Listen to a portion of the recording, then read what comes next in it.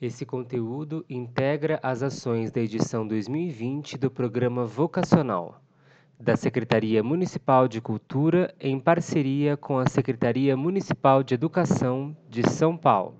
Olá pessoal, eu sou a Natália, artista orientadora de teatro da equipe Sul 1.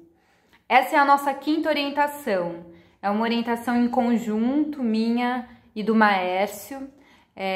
A gente acabou de fazer uma live com a presença das artistas vocacionadas Sui Teixeira e Eliane Vieira.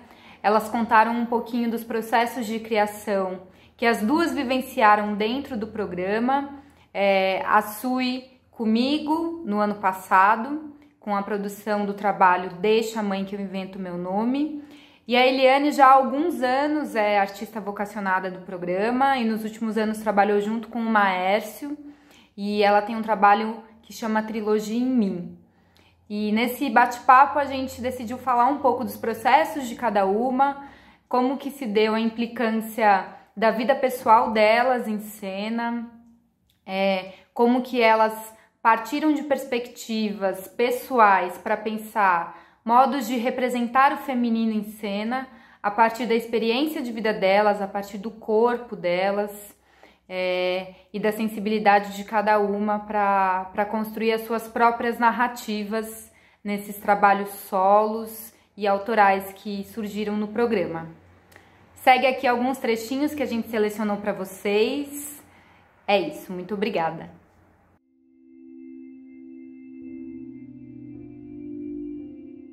O meu nome é Sui, eu sou jornalista e sou orientanda do Vocacional desde o ano passado.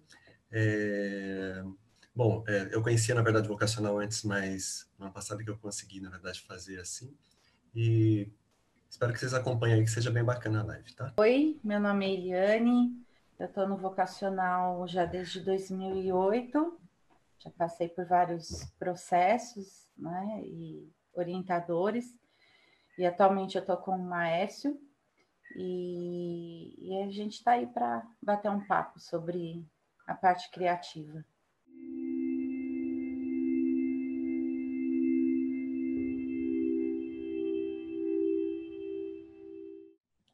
O que eu sinto, na verdade, sobre desenvolver um processo pessoal aí dentro do vocacional é que, assim, eu não vejo caminho mais poderoso, assim, sabe, para uma pessoa se aproximar da arte do que encontrar a própria história, sabe, reencontrar a história dela mesma, cavar os seus sentimentos, se aproximar das coisas que fazem realmente sentido para ela, assim.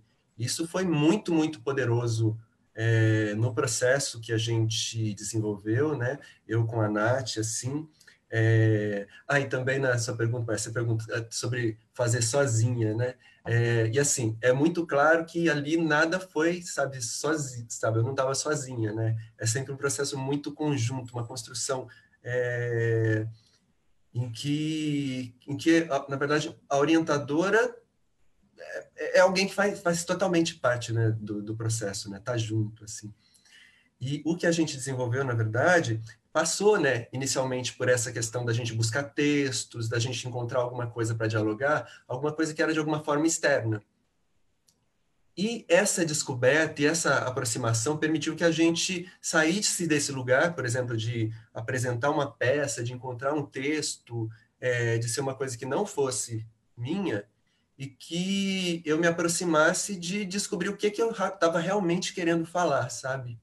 Que o que eu estava querendo contar era, na verdade, eu queria me colocar nesse feminino. Não importava de que forma fosse, entendeu? Mas eu queria me ver lá. E aí, pensando todos os processos, né?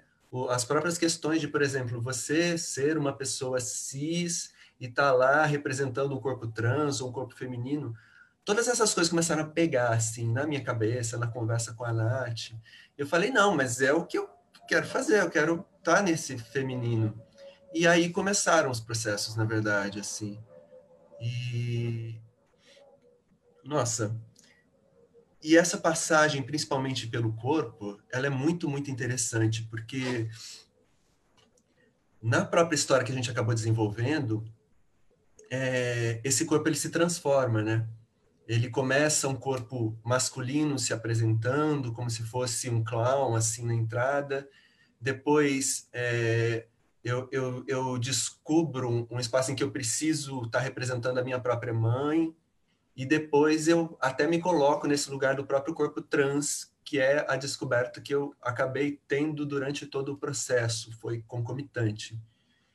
E é incrível, na verdade, assim, todos esses o que esse corpo significa, né, ali presente na frente das pessoas, e o que você está dizendo sobre ele.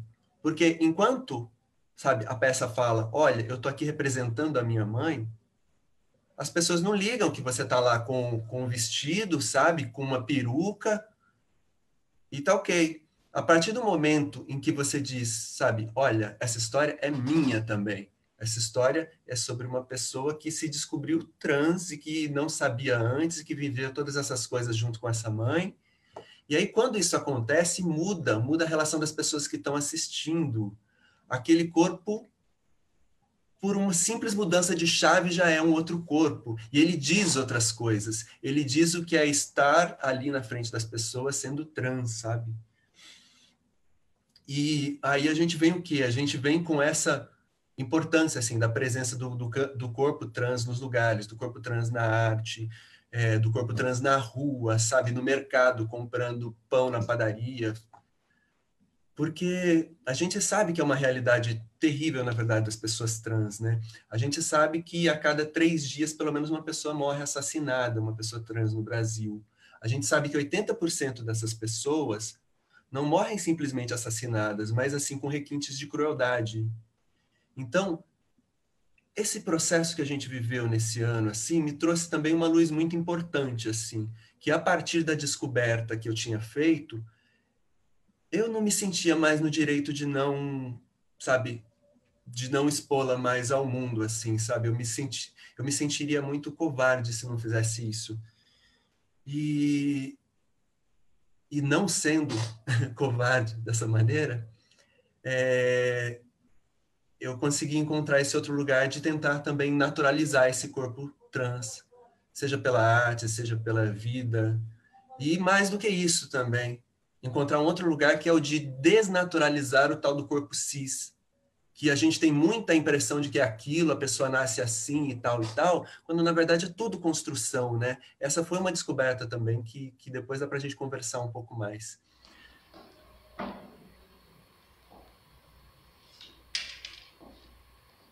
Olha, eu trouxe umas coisas para você aqui, tá? Do mercado, da feira. Tem tomate, cebola. Eu vou deixar aqui também um cartão.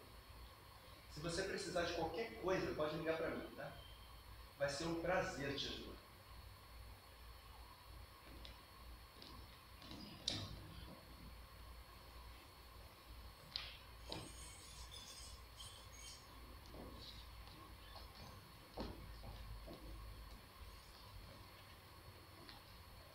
O segundo trabalho que eu fiz foi sobre o climatério, né?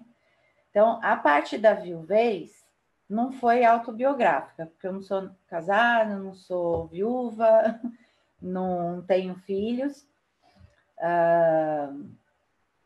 mas foi uma coisa assim que eu não tinha visto ninguém falar e eu queria falar sobre esse assunto, né? E independente de ser a viuvez em si, todos nós, em algum momento da vida, a gente passa por perdas.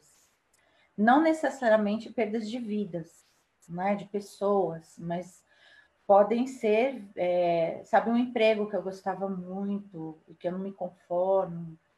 E isso eu fui vendo nas apresentações, porque o vocacional sempre faz um bate-papo depois, né, das apresentações. Então, tinham pessoas que falavam, olha, eu percebi que eu sou viúva de um emprego que eu perdi, que não me conformo até hoje, isso está atrapalhando minha vida há anos, né? Eu falei, eu preciso escrever a minha história de novo, né? Porque no trabalho tem esse link. Pessoas que tiveram algum relacionamento frustrado, relacionamento filho e mãe, enfim, eu tive todos os feedbacks que eu nunca na minha vida esperaria ter, né, com um trabalho e artístico, né? Então foi muito interessante. Então acaba sendo autobiográfico quando a gente começa a rever tudo que a gente se trancou e não andou, né? Que passa a ser uma viuvez, uma perda, né? E aí eu tive vontade de continuar a falar sobre outros assuntos. E aí veio essa situação do climatério, que aí esse eu realmente estava vivendo, né? Então não sei se tem alguma mulher me escutando que está nessa fase, mas realmente a gente chora com comercial de margarina, a gente acorda muito bem, daqui 5 minutos você quer chutar o cachorro, né? Ou quem estiver do seu lado. Você experimenta todas as emoções, algumas que você nem conhecia direito, num dia só, né? E às vezes numa manhã só. Então, aquele shampoo que você sempre usava, né? Eu sempre usei, sempre meu cabelo ficou lindo, maravilhoso. Não fica mais. Mas eu sempre como isso aqui, nunca me fez mal, mas agora tá fazendo. Talvez algumas coisas do seu organismo já não estão legais, né? Não estão assim naquele ritmo que tinha antes. Aquele creme que você passava, ficava lindo, né? Não tem mais. Então, eu me recordo que, inclusive, eu conversei com uma médica minha e eu falei, eu estou me sentindo uma adolescente. Só que é um pouquinho diferente da adolescência, porque a adolescência você sabe o que vem depois, né? Assim, aliás, você não sabe o que vem, né, na sua vida. E a gente já sabe, né, que cada vez mais um amadurecimento. Mas é uma nova adolescência. Só que com a maturidade que a gente não tem na pré-aborrecência, né? Ou na adolescência mesmo. Então, foi bem, bem interessante, assim, você ver a linguagem do climatério se tornar arte, né? Esses ventos que passam pelo corpo, que cada hora está num lugar, as temperaturas, né? Os humores, e saber que tudo isso está dentro dessa caixinha aqui, né? E você transformar isso numa linguagem artística foi, assim, muito bacana, muito bacana. E o terceiro trabalho eu fiz em cima de frases que a gente vai escutando ao longo da vida, né? De cobranças sociais. E aí eu ficava me pensando, cabe para mim essa vida, ou esse destino, ou esse caminho, né? Por que eu tenho que ir por aqui? É porque todo mundo está indo? É porque é uma convenção social? Falei, se eu não quiser, né? Eu tô com 57 anos, sou solteira, não tenho filhos e sou super bem resolvida, né? Com isso, eu não tenho problemas com isso, sabe? De alguém ficar, mas você é bonita, por que você não casou? Eu falei, mas desde quando uma coisa tem a ver com a outra, né? Falei, são escolhas. E nesse último trabalho eu compreendi, assim, até a nível corporal, o que são escolhas. E aí, ouvindo vocês falar, essas experiências, né? Tanto a Sui falar desse corpo cis, que se transforma e chega num corpo trans, né? E conta a história de vida dela a partir das mulheres da família dela e a partir dela.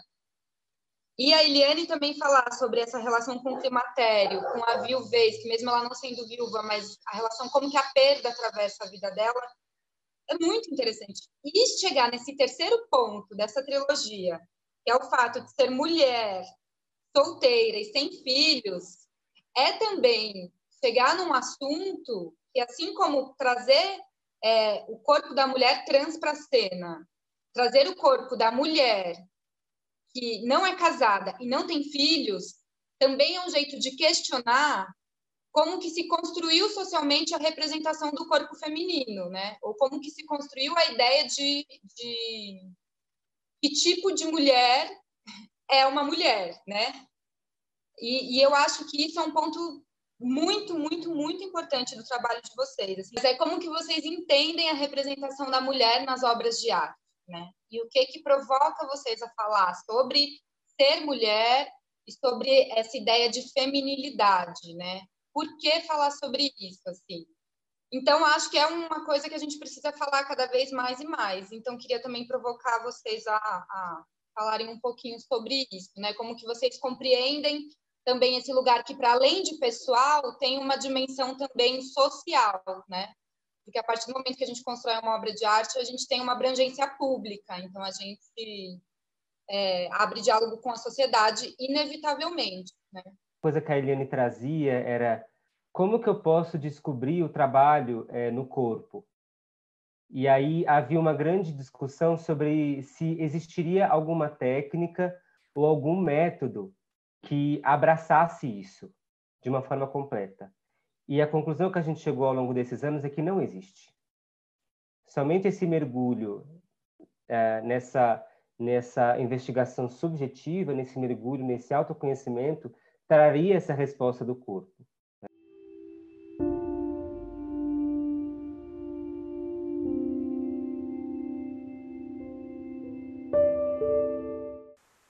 Quis abordar o feminino por esse lado, né? Da delicadeza, da poesia, né? E dessa questão do lirismo, que eu acho que eu estava vendo muito pouco. Eu, inclusive, estava vendo pouco até como eu gosto muito de música, eu toco instrumento também, tudo. Eu não via mais isso nem nas vozes femininas que cantavam, né? Era sempre uma voz com muita impostação, com muita coisa, assim, que eu falei, nossa, gente, isso é importante, mas será que é só isso? E os outros lados, e as outras vertentes que nós mulheres temos, né? Que o feminino tem, né? Aonde ficou, né? Então, eu quis trazer esse momento, essa vertente, né? São várias, porque as outras já estavam sendo faladas, eu não estou a fim de ser redundante, né? Então, se nos outros lugares está sendo falado, a gente tem essas propostas, né? Eu queria falar sobre outras coisas que não estavam sendo faladas, principalmente nisso, que eu acho que também tem e precisa ter o espaço, né? A gente está se reconstruindo. Toda vez que você faz uma obra, né, que você está ali construindo um texto, que você está fazendo qualquer apresentação, qualquer coisa para falar, você está reconstruindo o discurso.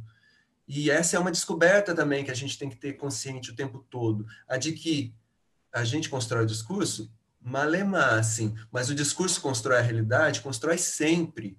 Toda vez que você tem um discurso jurídico que especifica, por exemplo, o que uma pessoa pode fazer ou não, o que um corpo pode fazer ou não, você está desenhando como vai ser o mundo.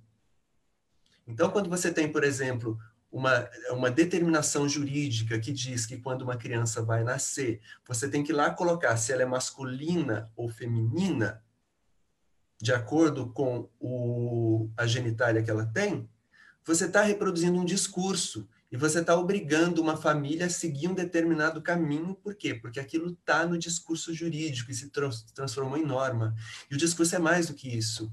Existe o discurso social, existe o discurso psicológico. O psicológico é gigantesco, né? Ele chega a ser terrível. Ele invade todas as relações, ele invade a arte.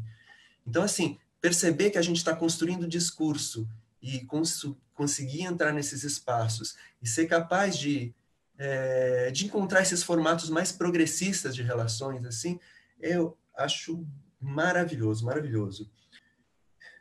Outro que é fantástico, na verdade, e que fala muito com o trabalho que a gente desenvolveu, é a questão do próprio tipo de amor que a gente constrói, né? A peça que a gente trabalhou, eu e a Nath, fala muito da história do meu pai e da minha mãe, do relacionamento deles, assim. Um relacionamento que tinha coisas maravilhosas e tinha coisas extremamente desgastadas. E aí a gente pensa sobre esse desenho, né? Esse desenho do que é essa construção do relacionamento, que necessidade a gente tem para estar com o outro, como a gente precisa e que outro é esse que a gente precisa, e que momento, na verdade, isso tem que continuar e que momento isso não deveria continuar. Então, assim, o próprio mito do amor romântico, que ele existe e é forte na gente achar que se completa no outro, e num outro, um específico, essa coisa mágica, essa outra metade da laranja, isso é um negócio extremamente complexo, é um negócio que precisa ser muito discutido, precisa ser muito reencontrado, assim. E aí eu queria citar um trechinho, assim, de um poema, que é de uma autora que se chama Letícia Lanz, que é uma autora trans, e quem me apresentou foi a Bruna Pires, que é orientanda também do nosso grupo de teatro. E vou ler um trechinho para vocês, porque ele fala exatamente sobre essa coisa desse amor, e de que amor talvez a gente possa encontrar. Ele fala assim, ó. O nome dele é Pelo Amor Livre. Eu prometo não te prometer nada, nem te amar para sempre, nem não te trair nunca, nem não te deixar jamais. Estou aqui, te sinto agora, sem máscaras nem artifícios, e enquanto for bom para os dois, que o outro fique. Nada a te oferecer senão eu mesma, nada a te pedir senão que sejas quem tu és. A verdade é o que tem de melhor, é o que de melhor temos para compartilhar. Tuas coisas continuam tuas e as minhas minhas. Não nos mudaremos na loucura de tornar eterno este breve instante que passa. Se crescermos juntos, ainda que em direções opostas, saberemos nos amar pelo que somos, sem medo ou vergonha de nos mostrarmos um ao outro por inteiro. Não te prendo e não quero que me prendas. Nenhuma corrente pode deter o curso da vida. Nenhuma promessa pode substituir o amor. Quero que sejas livre, como eu própria quero ser. Companheiras de uma viagem que está começando, cada vez que nos encontramos novamente.